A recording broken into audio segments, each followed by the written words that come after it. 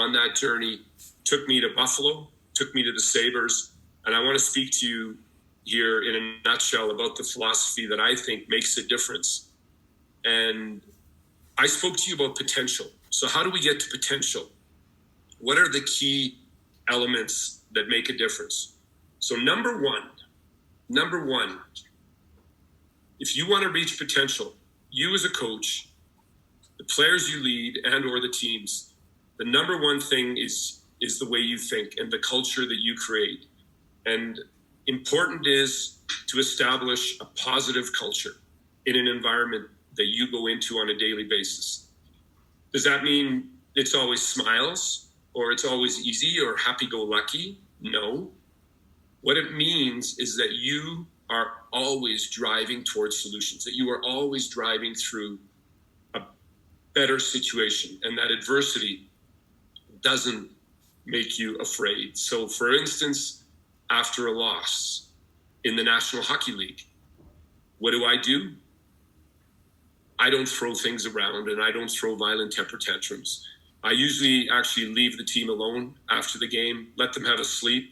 And the next day, if it's not a back-to-back, we look our challenges in the eye. We're very honest about what we need to do, but we realize what happened in the past.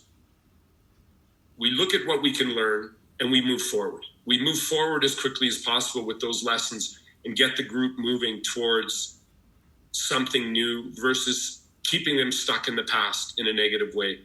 So positive processes are what you see in truly winning environments.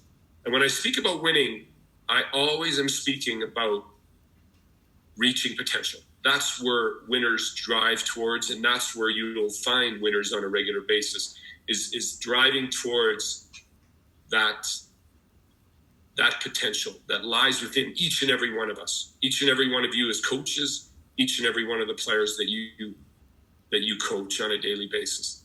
So positive processes, I'm a Canadian by birth. I grew up in Canada, and people often think that it's just, that everybody just smiles in positive situations. But it's not positive thinking that I'm speaking about here. I'm speaking about positive actions, initiating positive actions on a regular basis.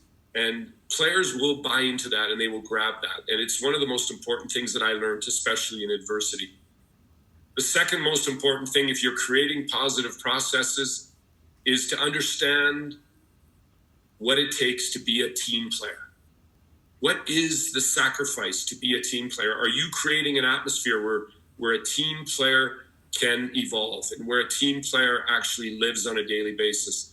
And the most important thing, if you are in a team environment right now, and that could be your family team, it could be your friends team, it could be your hobby team, it could be your hockey team.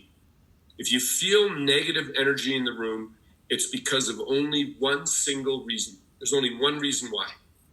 And that's the expectations, what you expect and what the others expect and or what two others expect aren't clear. When expectations are not clear, transparent, and for everybody understandable, you leave room for negative energy. So to create a positive team atmosphere, we need to communicate. We need to be excellent communicators as leaders. We need to invest time to communicate with individuals. And we need to communicate with the team what the expectations are. And we need to refresh those and we need to revisit those. And whenever the team goes off the page, we need to reestablish them. We need to be quick and honest. In Buffalo, we have an extremely constructive and positive environment. And one of the reasons is that we don't leave anything unspoken to or unaddressed. If we feel negative energy, if a guy breaks the stick unnecessarily on the bench and or does something that distracts the team, we speak about it as quick as possible. It might not be possible within the game, but the latest would be the next day. So make sure you take the time to clear expectations and then re-clear those expectations all the time.